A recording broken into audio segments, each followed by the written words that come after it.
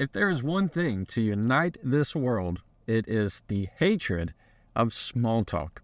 It doesn't matter if it's a corporate company event or maybe it's just a weekend networking. It can be terrible. It can be downright scary at times. So how do you do it and how do you get better at it? Well, I got you. Today we're talking all about how to never struggle with small talk. Welcome to the Jefferson Fisher podcast, where I'm on a mission to make your next conversation the one that changes everything. If you enjoy learning tools to improve your communication, I'm going to ask you to follow this podcast, and if you would, please leave a review. If you have any suggestions for a topic, just throw them in the comments. Also, my new book, The Next Conversation, is officially out on pre-order, and you can find links for it down in the show notes. Small talk. It's gross. So how are we going to fix that? Let me give you some hints. Number one, instead of just asking, how's work? How's home? Those kind of questions just fall flat. They do nothing for you. They don't move the conversation at all. Instead, we're going to switch it to ask questions that are action-oriented. That means questions about the doing. So instead of, how's work? How's home? How are you? You're going to be asking questions like, what did y'all do this weekend? What do you have coming up? Getting things that they're excited about. What are you excited about today or tomorrow or this week? When you say, what are you doing or going, those are action-oriented things, and they're going to help push the conversation forward. Number two, now what matters is how you do it. If you notice, I didn't say, do you have anything going on this weekend? Because how are you going to respond to that? You're going to respond to that as either a yes or a no. That's it. When you ask questions typically that are did or did you have fun today? Did you have a good day? When you ask your kid when you pick them up from school, did you have a good day? You're really only giving them a few options to say yes or no. When you ask questions that are closed, that's what they're called, closed-ended questions, they only leave you hardly anywhere to go. It's just a yes or no question. Did you go to the store? Yes or no. Instead, you're going to be opening it up with asking and beginning the phrase or question with what. What, you see how we say, what did y'all do this weekend? Or instead of, did you have fun this weekend? You hear the difference between what did you do for fun this weekend versus did you have fun this weekend? One invites you to open up. The other closes it down and ends the discussion. So anytime that you can, I want you to ask an open-ended question. You do that by beginning with what or how or when, because it gets them to continue to talk. That's what you're after. And also, number three, if you find that you just don't have that much to talk about, or it starts to go downhill and you finding that each of your responses are getting shorter and shorter, that's okay. There's nothing wrong with that.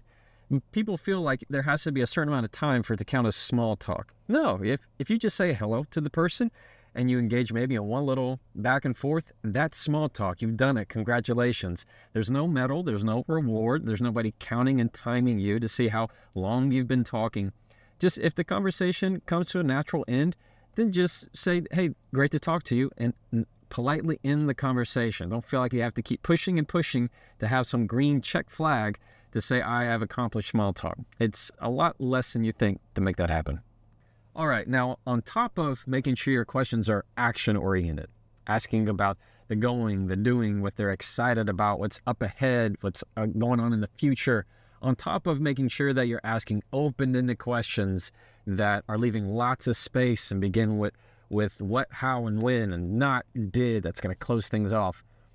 On top of that, there's a formula that I'm going to teach you real quick, and it has always worked for me, and I know it can work for you too. This is how it goes. Number one, you just pick a topic, any topic, to talk to this person about. So let's say it's as boring as the weather. You could say, and this weather was crazy. This weather can't make up its mind today. They're going to come up with something. They're going to say, yeah, oh, I know, yeah, right? It's crazy. They're going to acknowledge you in some way. Perfect. You have now set the stage for you to give options. I like to think of it as a poll. And a POLL, meaning you're going to say, for example, in this example, you can say, so are you a fall person or are you a winter person? You like it hot or you like it cold? Or maybe it can be summer or winter. Are you a fan of summer or do you like it cold? Or would you rather be too hot or too cold? You're giving them options. That's the key, options. because options give us something to talk about rather than just forcing it down one chute and hoping that it works. So if I were to say, are you like the beach in summer, or are you more like you like the mountains and the snow? They're going to give you one. They're going to give you one option. They're not going to just leave you hanging. Or they might just say, you know what, I really like spring. Spring's kind of my thing. It reminds me of blah, blah, blah. Well, then you get to interact and say, well, I totally hear you. I happen to be a fall person because it makes me think of football and Thanksgiving. And here in America, we have Thanksgiving in November. And so that's what I really like. And then you get to kind of interact with them and say, well, what about you? And now you're getting to get to know them on just a little bit deeper level, because here's the trick on this formula, is why it works for me, at least, is that when you share something that is more personal about you, 99% of the time, it then opens it up for the other person to share something a little bit more personal about them, because they feel like, oh, well, you've shared something and now I'm going to share something. It's very, it creates kind of this mutual contract that's hidden in a way that if I share a little bit about me and what's personal to me and what I like, you're then going to feel a little bit more comfortable sharing more personal things about you. And that's what you're curating in that experience. You can take it wherever you want to go, but that's the formula. It's that simple. Pick a topic, create options for them.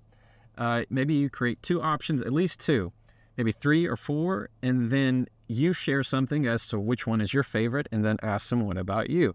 Even the question, what about you, continues to open things up in the dialogue, and it never can really go wrong that way. I mean, they call this small talk, not big talk.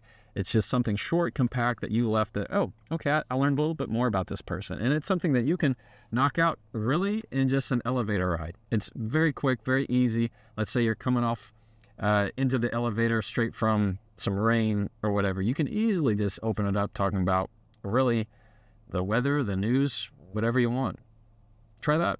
And because this episode is about small talk, I'm going to keep this episode small. So let's go ahead and get into my favorite part of the podcast, and that's where I get to read a question from a follower. Those that are part of my newsletter are able to ask me questions by email, and I'm able to answer them. So if you're not part of the newsletter, you can sign up. The show notes are the link for it is down there in the show notes. All right, this one I have picked one out.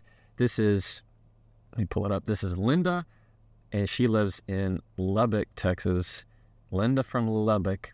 I think there's a country song in there somewhere. I went to law school in Lubbock, so I'm very familiar with it. Linda says, Jefferson, I need some advice. Thank you so much for your clips. You're very welcome, Linda. I work at I'm not going to say where she works, but I have networking events, and I tend to absolutely clam up where I stand in the corner and I'm not sure how to approach anyone or to get to a point where I feel comfortable talking to anyone. Do you have any advice?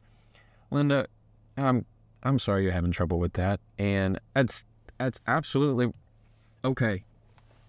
Absolutely okay, because what makes you special is what makes you you. So just because you're not going around talking to every single person that is in the room, Linda, does not make you any less special or important or of less value. You find that people can talk a lot and say nothing at all. All right, so a lot of the times these networking events are really just more of a social dance in a way of just finding who's comfortable with who and who's friends and who's not. So I don't want you to overthink it, but I know that's not all that helpful. So Linda, I'm going to try to say some things that are.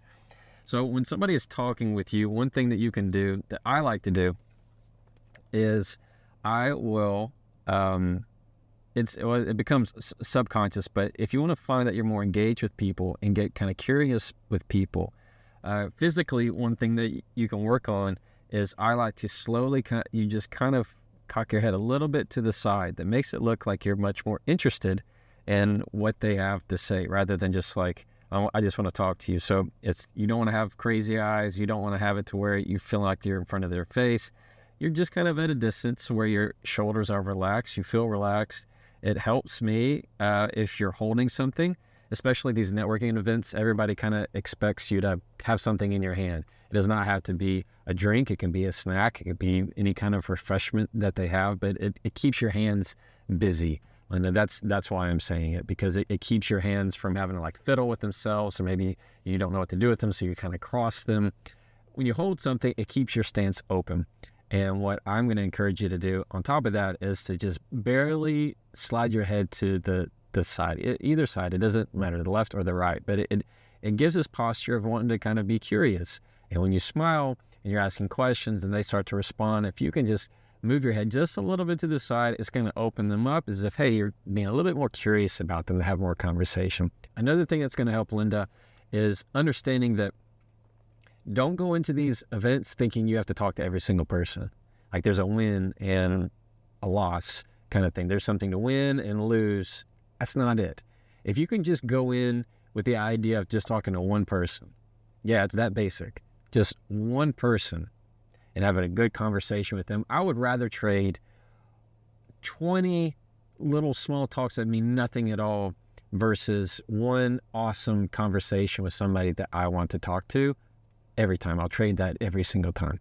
So when you're going into these types of scenarios, Linda, it's going to help you if you already know who's going to be there, and you make sure that you go talk to that person. If it's a friend, awesome. That's great. The biggest thing is that people just see you around. They see that you're having a good time. But if you're closed off in a corner, even if you're talking to somebody and you just have, you have a closed off posture, your arms are closed, your shoulders are hunched, and you're kind of turned off to the group, they're going to find that a little bit more, it's going to signal at least that you're not wanting to talk to anybody. And maybe you don't, but you ask the question, how can you get better at that? Keep a much more open stance and go in trying to think of just one or two people that you want to make eye contact with and conversation with. It doesn't mean you have to plan out these conversations ahead of time. You certainly can. And what I would encourage you to do is take some of the things that I said at the beginning of this episode of go up to somebody, say hi. I assume it doesn't matter if you know them or not. And you can ask them the question of what was something exciting happen in your week? What's exciting in your life right now? See, it's just one question right there. What's exciting in your life right now? Easy. And you let them talk. And then once they share it, you share something that's going on and exciting in your life. You can't just ask a question and then expect not to have any kind of answer of your own. So it's that kind of that back and forth, that mutual contract that I talked about, Linda, that's going to make sure that you are keeping the ball rolling in the air. And it is much easier for you to end the conversation. This would be point 3 for you. If you feel that the conversation is starting to run low, get out fast. Say, hey, it's been great to talk to you. I'm going to go grab something to eat or drink. Whatever it is, I'm going to run to go see whatever. It doesn't matter. The biggest thing is if you can end the conversation on a high note rather than forcing each other to talk when you really are kind of done talking to each other and then leave the conversation, well, now you kind of drained each other. So if you can, try to leave the conversation on a high note. So if they responded to your what's most exciting in your world today, and they give you an awesome answer, you say, oh, that's fabulous. Ask maybe another question about it. Go, oh, that's fantastic. And if they don't ask anything of you, typically they should. I mean, they should. But if they don't, that's cool. We'll just say, wow, that's awesome. Well, I'm super proud of you. That sounds really exciting. It's great to talk with you. And then you leave. And now you've left on a high note. Now, Linda, you've made a good impression because all you do is talk about them. And they're really gonna like that. So, Linda, those are just some quick takeaways. But at the end of the day, you just do what makes you special. All right, you do what makes you you. And if it makes you uncomfortable, don't do it. You stick with what feels good in your lane and what resonates and feels right to you. Thanks for the question. Thank you for listening to the Jefferson Fisher podcast. If you enjoyed today's small episode on small talk, then I'm going to ask you to please follow this podcast. And if you would, leave a review or a star or a comment, anything really does help. Today we learned all about small talk, that you can improve it by asking questions that are about the doing, asking what they're excited about. You're asking questions that are focused on the future. Number 2, we talked about open-ended questions versus closed-ended questions, where closed-ended forces the person to answer with just a yes or a no, but an open-ended question invites them to talk. And you can do that by beginning your question with what, how, or when, questions like that. And then number 3, we learned that if you feel like the conversation's going to a natural end, no problem at all. Or if you want, you can use my super secret formula that I talked about in the episode that can get people to talk about just about anything at all. So that's the podcast for today. You can always try that. And as always, follow me.